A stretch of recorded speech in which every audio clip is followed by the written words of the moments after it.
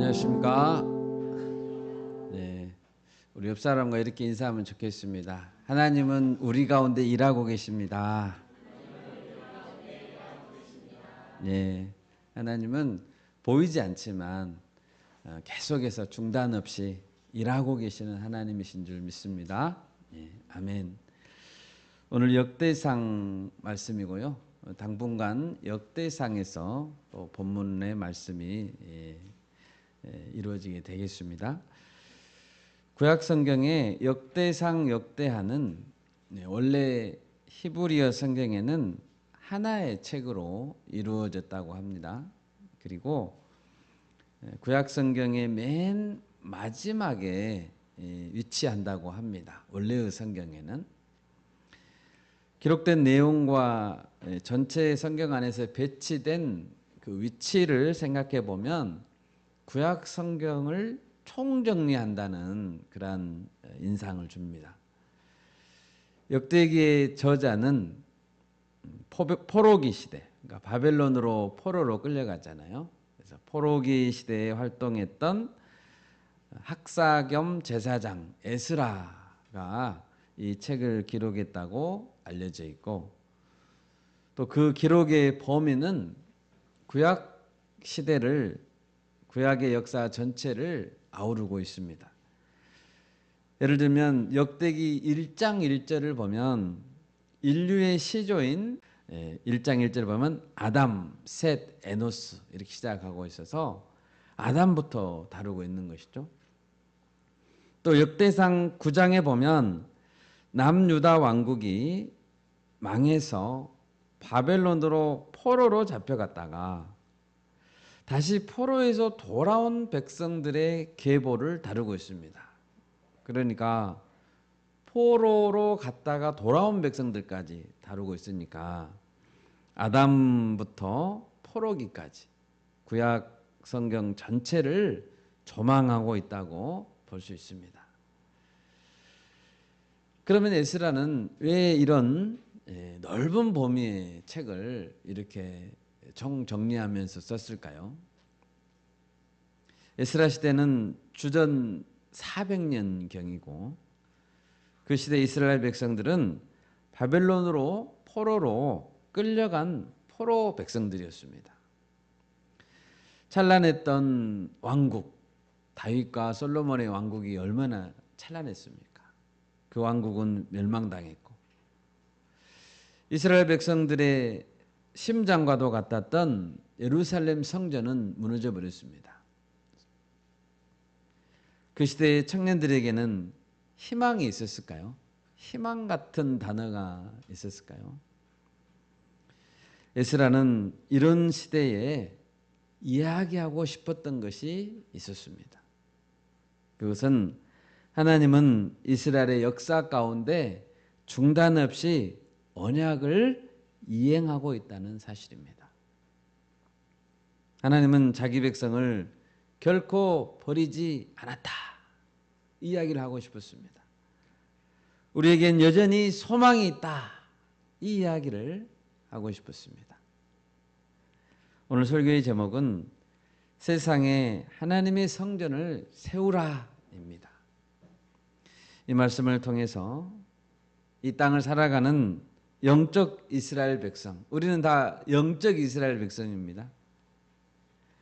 영적 이스라엘 백성으로서 우리가 어떤 자세로 살아가야 하는지 새길 수 있기를 바랍니다. 오늘 크게 네 인물을 중심으로 살펴볼 텐데요. 먼저 우리가 살펴볼 첫 번째 사람은 솔로몬입니다. 솔로몬은 다윗 언약을 직접 계승하고 성전을 세웠습니다. 하나님은 일찍이 다윗 왕과 언약을 맺었습니다. 그 언약이 사무엘하 7장 12, 13절에 나옵니다. 한번 찾아보겠습니다. 네 수완이 차서 네 조상들과 함께 누울 때에 내가 네 몸에서 날 네 씨를 네 뒤에 세워 그의 나라를 견고하게 하리라. 그는 내 이름을 위하여 집을 건축할 것이요 나는 그의 나라 왕위를 영원히 견고하게 하리라. 아멘. 하나님은 말씀하셨습니다. 다윗의 노예 후손 중에서 한 왕이 세워질 것이고 그 왕이 하나님의 이름을 위해 집을 건축할 것이고 그 왕위는 영원히 견고할 것이다. 여러분 얼마나 놀라운 언약입니까? 영원히 무너지지 않는 왕이 나온다는 것입니다. 놀라운 선포입니다. 물론 이 약속은 여러 세대 후에 그리스도께서 다윗의 후손으로 나오셔서 성취할 것입니다. 그렇다면 다윗에게 주어진 언약이잖아요. 그러니까 다윗이 죽으면 누군가 그 왕위를 이어받아야 되는데 많은 다윗의 아들 중에 첫 번째로 왕위를 계승할 아들은 누가 될까요? 오늘 본문 역대상을 읽었죠. 역대상 3장 4절을 보면 이 여섯은 그러니까 다윗의 지금 아들들을 이야기하고 있는 것입니다. 이 여섯은 헤브론에서 나왔더라. 다윗이 거기서 7년 6개월을 다스렸고 또 예루살렘에서 33년을 다스렸으며 헤브론에서 7년 반을 다스렸고 예루살렘으로 수도를 옮겨서 전체 이스라엘을 33년간 다스렸습니다. 헤브론에서 7년 반을 다스린 동안에 6명의 아들을 낳았습니다. 오늘 3장 1절부터 쭉 보면 6명의 아들이 헤브론에서 나왔습니다. 그 중에 보면 암논, 압살롬, 아도니아 같은 쟁쟁한 이름들이 우리 익숙한 이름들이 나옵니다. 그는 예루살렘으로 옮겨서 또 아들을 낳았는데 총 13명을 낳았습니다. 많이 낳았죠. 이 중에 예루살렘에서 옮겨서 낳은 13명의 아들 중에 4명은 밧세바가 낳았습니다. 이스라엘은 장자가 아버지의 왕위를 계승합니다. 장자 계승 원칙입니다. 그런데 다윗의 왕위를 이은 솔로몬은 장자가 아니었습니다. 솔로몬에게는 쟁쟁한 형님들이 너무 많았습니다. 형들이 너무 많아요. 여러분 암논, 압살롬, 아도니아. 더군다나 솔로몬의 어머니 밧세바는 어떤 여인이었습니까? 다윗 왕과 부적절한 관계를 맺었던 여인입니다. 이런 솔로몬이 다윗을 이어 왕이 되기에는 여러 악조건들이 많습니다. 솔로몬이 가진 단점 많은 것이죠. 그렇지만 결국엔 솔로몬이 다윗 언약의 계승자가 되었습니다.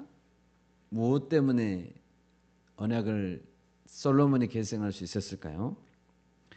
우리 사무엘하 12장 한번 찾아보겠습니다. 사무엘하 12장 24, 25절입니다. 다윗이 그의 아내 밧세바를 위로하고 그에게 들어가 그와 동침하였더니 그가 아들을 낳음에 그의 이름을 솔로몬이라 하니라. 여호와께서 그를 사랑하사 선지자 나단을 보내 그의 이름을 여디디야라 하시니 이는 여호와께서 사랑하셨기 때문이더라. 아멘.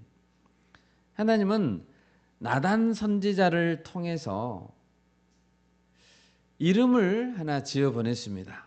베이비 솔로몬에게 이름을 지어 보냈는데 그 이름이 여디디야였습니다. 그 뜻은 여호와께서 사랑하는 자입니다. 여호와께서 다 사랑하죠. 다 사랑하는데 여디디야 솔로몬을 특별히 더 사랑하셨다는 뜻입니다. 여러분 얼마나 하나님이 사랑하셨으면 직접 이름을 지어서 보내주셨을까요? 나중에 다윗은 이 아들 솔로몬에게 성전 건축 역사도 맡기고 왕위도 계승하게 될 것이라고 말해줬습니다. 여러분, 솔로몬이 다윗의 언약, 1차 언약을 다윗하고 맺었잖아요. 그러면 그 언약을 계속 계승해 나가야 되는데 솔로몬이 다윗 언약을 계승하게 된 이유는 무엇입니까? 솔로몬이 지혜로웠기 때문일까요? 지혜의 왕이잖아요. 아닙니다. 지혜는 솔로몬이 왕이 된 다음에 하나님이 덤으로 주신 것입니다. 재물도 덤으로 주셨습니다. 그러면 솔로몬이 용맹하고 싸움에 뛰어났기 때문에 계승자가 됐을까요?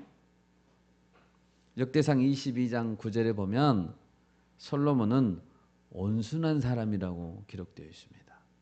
솔로몬은 온순한 사람이에요. 그가 다윗 언약의 계승자가 된 것은 오직 하나님의 은혜 때문입니다. 아멘. 사랑하셨기 때문입니다. 하나님의 은혜입니다. 그러므로 솔로몬은 평생 일방적인 하나님의 은혜를 붙들어야 됩니다. 지혜로웠기 때문도 아니고 돈이 많았기 때문도 아니고 싸움을 잘했기 때문도 아닙니다. 여러분, 우리가 언약 백성입니다. 우리도 언약 백성입니다. 우리가 언약 백성이 되어서 언약을 계승하는 자가 된 것은 오직 하나님의 은혜 때문입니다. 하나님의 은혜를 붙드는 자에게 그에게 덤으로 지혜도 주시고 청명도 주시고 필요한 물질도 주시는 것입니다. 또 바르게 선 제사장과 올바른 선지자들도 솔로몬에게 붙여주셨습니다. 하나님이 주셔야 됩니다. 이것들이 언약을 계승하는데 필요한 것들이기 때문에 하나님이 주셨던 것입니다. 두 번째로 우리가 주목해야 될 인물은 스룹바벨입니다. 스룹바벨도 여러 악조건을 극복하고 성전 재건 역사를 이루었습니다. 우리 17절 본문 읽었던 3장 17절, 18절, 19절을 보면 사로잡혀간 여고냐의 아들들은 그의 아들 스알디엘과 말기람과 부다야와 세나살과 여가마와 호사마와 느바다요. 그러니까 스알디엘을 시작해서 느바다까지 여고냐의 아들들이 나옵니다. 그리고 그 중에서 부다야, 세 번째로 기록했던 부다야의 아들들이 스룹바벨, 시므이 나오고 있습니다. 스룹바벨은 바벨론으로 포로로 끌려간 이스라엘 백성들을 다시 이끌고 예루살렘으로 귀환한 지도자입니다. 예루살렘으로 다시 돌아왔다고요. 귀환한 백성들은 무너졌던 성전을 재건했습니다. 솔로몬이 처음에 세웠던 성전을 첫 번째 성전이니까 제1성전 또는 솔로몬 성전이라고 부르고, 스룹바벨이 재건한 성전은 제2성전 스룹바벨 성전이라고도 부릅니다. 스룹바벨이 왜 성전 재건축 시작 역사에 쓰임받게 됐을까요? 방금 17, 18절을 보면 17절 말씀에서 여고냐, 이 여고냐는 남유다 왕국의 여호야긴 왕입니다. 왕. 그런데 이 왕이 바벨론으로 끌려갔습니다. 그리고 이 여고냐 왕이 바벨론으로 끌려가서 여러 아들을 낳았습니다. 그 아들 중에 스알디엘, 말기람, 이런 부다야, 이런 아들들이 있었고, 19절에 보면 부다야의 아들 중에 한 사람이 스룹바벨입니다. 여러분, 그런데 느헤미야 12장 1절을 보면, 느헤미야 12장 1절을 보면 스룹바벨이 스알디엘의 아들이라고 나옵니다. 방금 읽은 역대상에서는 누구 아들로 나왔다고요? 부다야의 아들이죠. 부다야의 아들로 나오는데 느헤미야 12장 1절에는 스룹바벨이 스알디엘의 아들이라고 나온다고요. 느헤미야에만 그렇게 나온 게 아닙니다. 에스라에도 그렇게 나오고요. 학개라는 선지서에도 그렇게 나오고요. 마태복음 1장에도 그렇게 나옵니다. 마태복음 1장 12절 한번 찾아볼까요? 바벨론으로 사로잡혀간 후에 여고냐는 스알디엘을 낳고 스알디엘은 스룹바벨을 낳고. 정리해 보면 이 스룹바벨이라는 인물은 역대상에는 부다야의 아들로 나오고 다른 성경에는 여고냐의 장남인 스알디엘의 아들로 나옵니다. 누구 아들이 맞습니까? 부다야의 아들입니까? 스알디엘의 아들입니까? 둘 다 맞습니다. 성경학자들은 그 해답을 고대에 있었던 계대 결혼법에서 찾습니다. 계대 결혼법이란 고대 결혼 제도 중에 하나로서 형제가 먼저 사망하여 후사가 없게 되었을 때 다른 형제가 사망한 형제의 아내와 결혼하여 끊어진 대를 잇게 하는 제도입니다. 그러니까 장자인 여고냐도 왕이었죠. 그 왕의 계보를 잇는 또 스알델. 그런데 스알델이 아들이 없이 죽어버렸습니다. 그래서 그의 형제인 부다야가 스알디엘의 미망인과 결혼했을 것입니다. 그리고 법적으로 스알디엘의 계보를 잇는 아들은 누구예요? 스룹바벨이 되는 거예요. 생물학적으로는 스룹바벨의 아버지가 부다야지만 법적으로는 스알디엘의 아들이 되는 것입니다. 여러분, 스룹바벨 입장에서 생각해 봅시다. 스룹바벨은 원래 부다야의 아들이었습니다. 그런데 자신이 뜻하지도 않았지만 기대하지도 않았지만 스알디엘의 계보를 잇는 왕의 계보를 잇는, 만약 거기가 바벨론이 아니었다면 왕이 되는 거죠. 바벨론도 끌려갔기 때문에 지금 왕이, 나라가 없기 때문에 왕이 아니잖아요. 만약에 안 끌려갔으면 왕이죠. 왕의 계보를 잇는 자리에 세워진 것입니다. 여러분, 그 계보가 얼마나 영광스러운 계보입니까? 바로 마태복음 1장에 보면 예수님의 계보잖아요. 예수님의 계보의 이름이 올라갔잖아요. 스룹바벨이. 비록 나라를 잃은 포로 백성이지만 스룹바벨은 여고냐 왕의 장자권, 왕의 장자권을 잇는 놀라운 복을 받은 것입니다. 그리고 다윗 언약의 계승자가 된 것입니다. 여러분, 이것이 하나님의 은혜입니다. 바로 우리가 그런 자들입니다. 자격이 없었지만 하나님께서 언약을 이을 자로 자격을 주신 것입니다.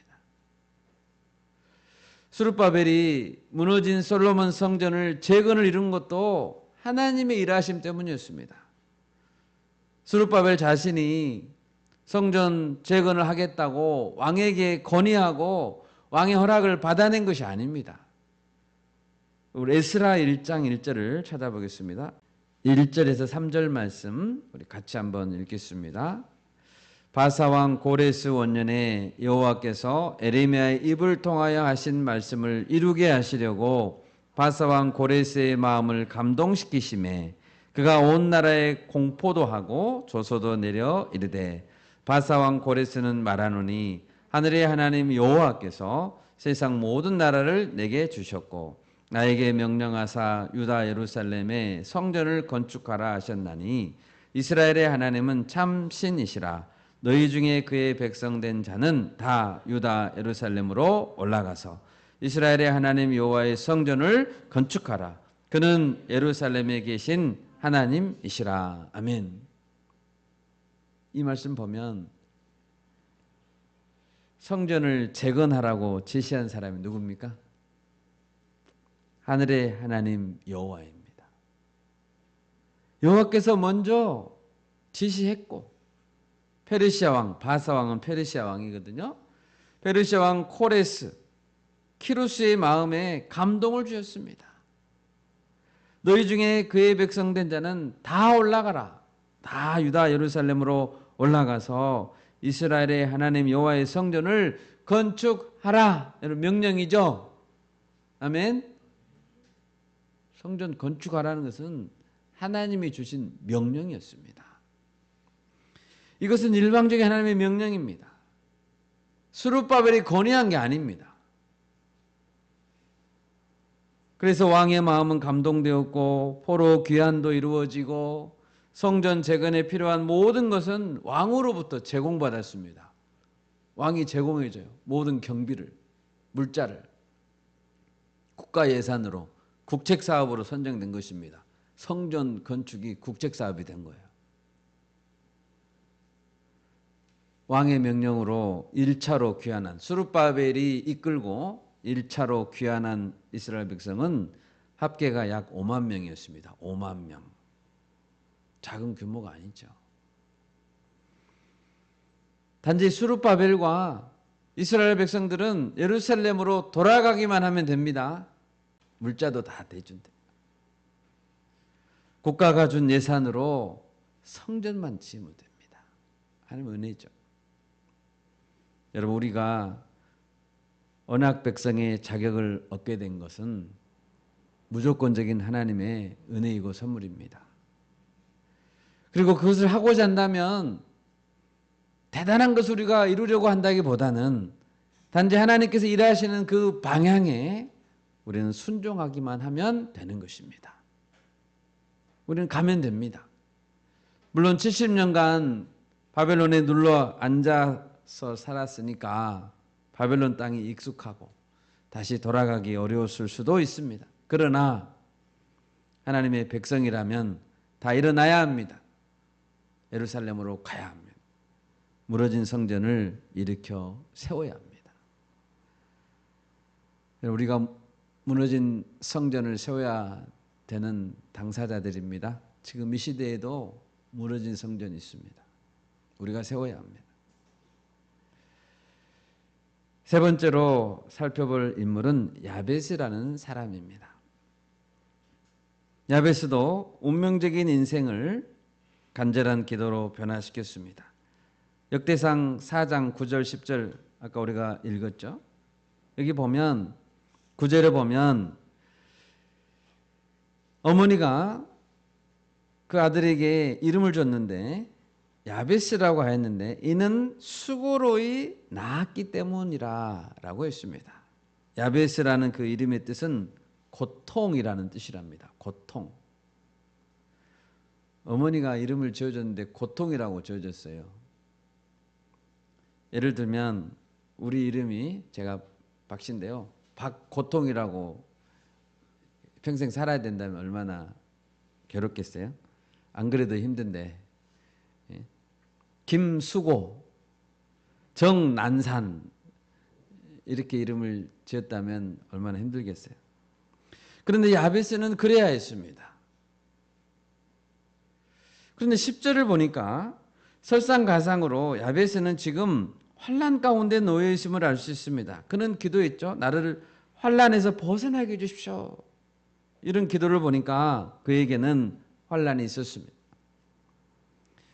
그는 근심을 없애주기를 하나님께 기도하고 있습니다. 근심거리가 있었습니다.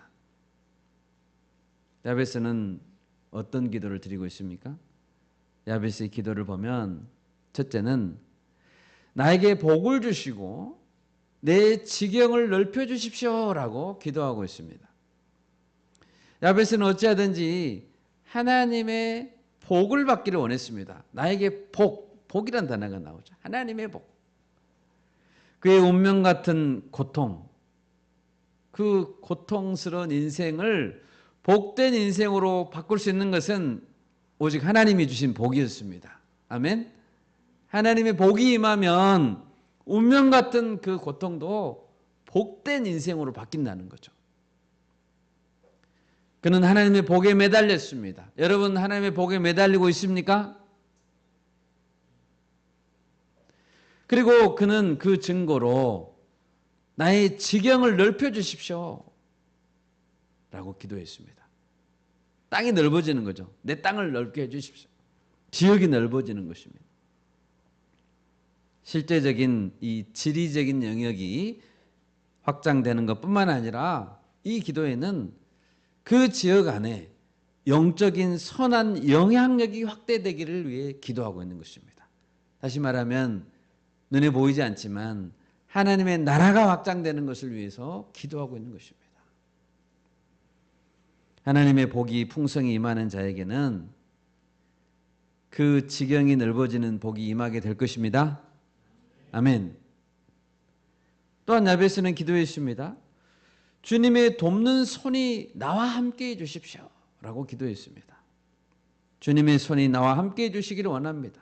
여러분, 우리도 이렇게 기도해야 됩니다. 야베스처럼 기도해야 됩니다.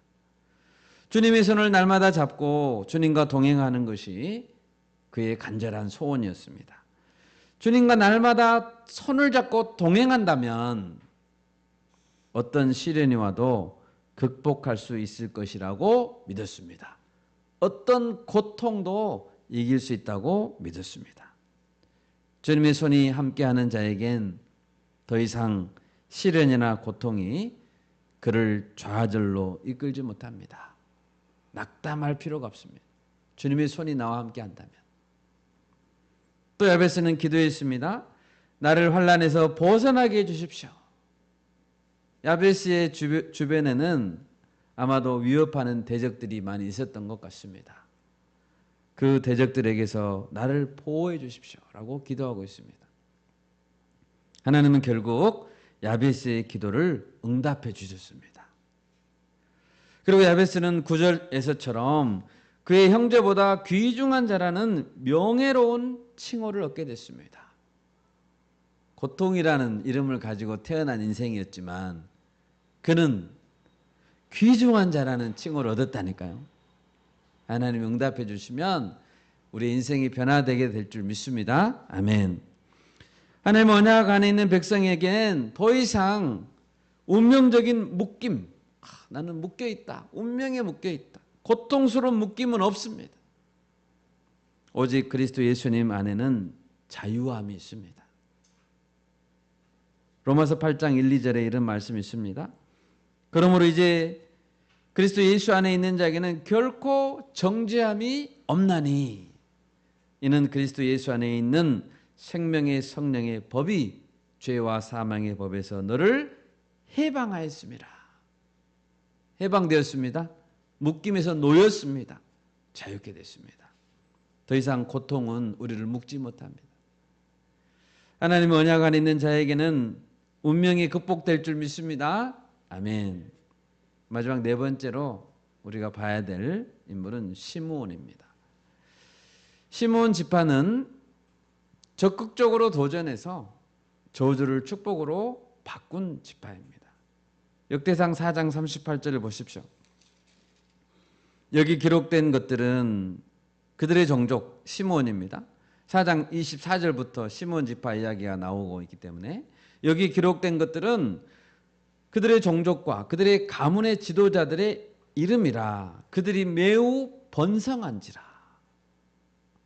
원래 시므온이라는 사람은 원래 야곱의 12아들 중에 둘째였습니다. 둘째. 시므온 지파죠. 창세기 34장을 보면 시므온과 둘째 시므온과 셋째가 레위거든요. 셋째가 레위.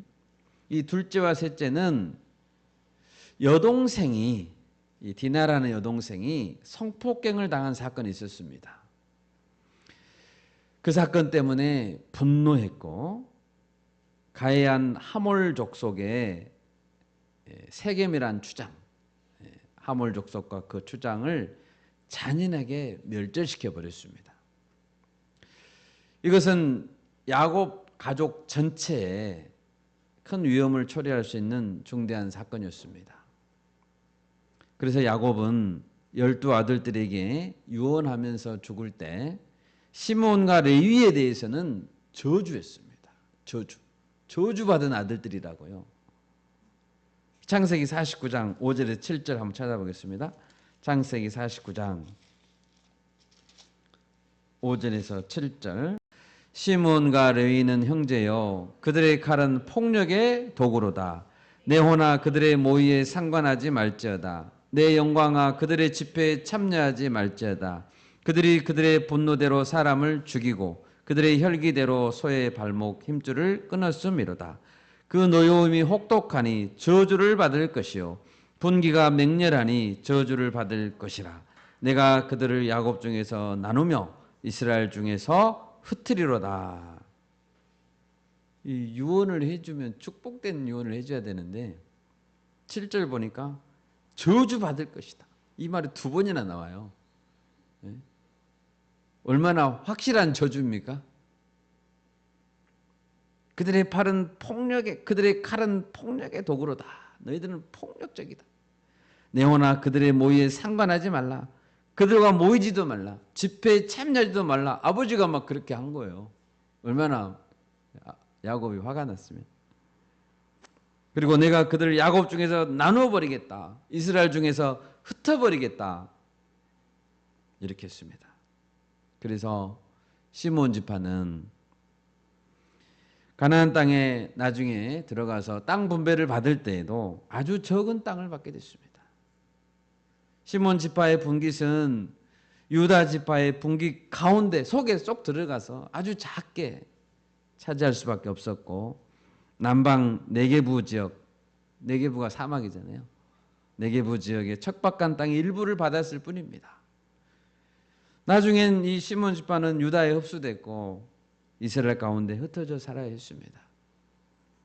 그런데 이렇게 저주받은 시몬 지파였는데 오늘 역대상 4장을 보면 그들은 매우 번성하게 됐다고 이야기를 하고 있네요.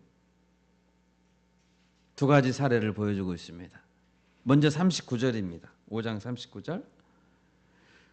그들은 양떼를 위하여 목장을 구하고자 했습니다. 그들은 척박한 환경 가운데서도 어찌하든지 뭘 하려고 했다고요?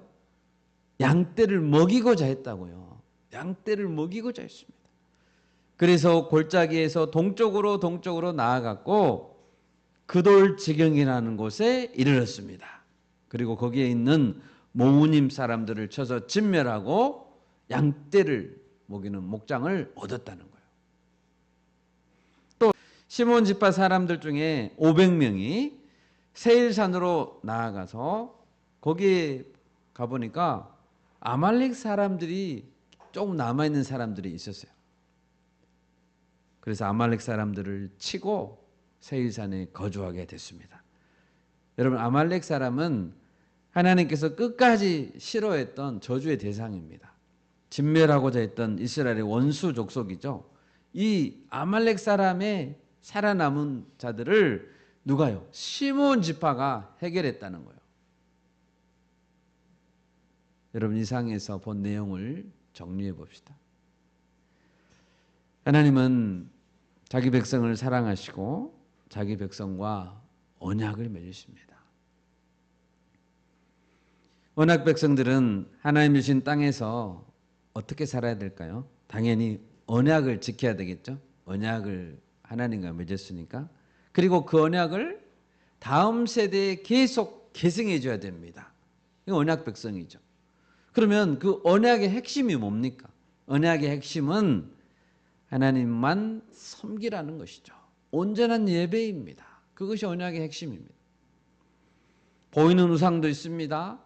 보이지 않는 우상도 있습니다. 다 버리고 오직 하나님만 예배하는 그 백성 공동체가 언약 백성인 것입니다. 핵심은 예배입니다. 예배. 그래서 우리가 예배를 강조하고 있는 것입니다. 예배 공동체이기 때문에 그 백성들의 생활 가운데 뭐가 있어야 됩니까? 바른 예배가 있어야 됩니다. 그리고 바른 성전이 있어야 하는 것입니다. 솔로몬과 스룹바벨은 제1성전, 제2성전을 세움으로 이스라엘 가운데 예배가 바로 서도록 쓰임받았습니다. 그들 자신도, 솔로몬과 스룹바벨 그들 자신도 극복해야 될 장애물이 있었고 운명적인 요소들이 있었지만 오로지 성전을 바르게 세우고자 했을 때 하나님은 그들에게 필요한 것을 다 주셨습니다. 그리고 구속 역사에 귀하게 쓰임 받게 해주셨습니다. 우리도 그렇게 쓰임 받읍시다. 아멘. 야베스는 운명을 바꾸는 간절한 기도로 하나님 나라의 지경을 확장했습니다. 우리도 그렇게 확장해야 합니다. 시몬 지파는 어쩌든지 한 양을 먹이고자 했습니다. 한 양을 먹이고자 한 그 모습은 예수 그리스도의 목자 정신입니다. 그들이 양을 먹이고 양떼들의 대적을 몰아내고자 했을 때 하나님은 그들에게 매우 번성하게 하는 축복을 주셨습니다. 말씀을 맺겠습니다. 예수 그리스도께서는 다윗의 언약 가운데 마지막에 오신 영원한 왕이십니다. 이제 또 예수님은 오신다고 하십니다. 우리는 주님이 다시 오실 때까지 언약을 계승하는 언약 백성으로 살아야 합니다. 예수 그리스도를 왕으로 예배하는 자들이 언약 백성입니다. 우리가 해야 될 사명은 우리가 지금 살고 있는 이 시대, 이 세상 가운데 바른 예배를 회복하는 것이고 바른 성전 공동체를 세우는 일입니다. 하나님께서는 성전을 다시 이렇게 세우려는 스룹바벨에게 하나님은 이렇게 말했습니다. 우리가 잘 아는 말씀이에요. 스가랴 4장 6절입니다. 이는 힘으로 되지 아니하며 능력으로 되지 아니하고 오직 나의 영으로 되느니라. 이것이 스룹바벨에게 했던 말씀이에요. 성전을 다시 이렇게 세우려면, 무너진 예배를 회복하려면 이는 힘으로 되지 아니하며 능력으로 되지 아니하고 오직 나의 영으로 되느니라. 하나님 주신 성령의 능력으로만 이 일은 가능합니다. 우리가 성령을 의지하고 믿음으로 도전합시다. 그리고 이 땅에 특히 우리 교회가 기도하고 있는 광주 전남 지역 캠퍼스 또 열방 가운데 주님의 나라가 확장되고 바른 예배 공동체가 세워질 수 있기를 간절히 소원합니다. 아멘. 제가 기도하겠습니다.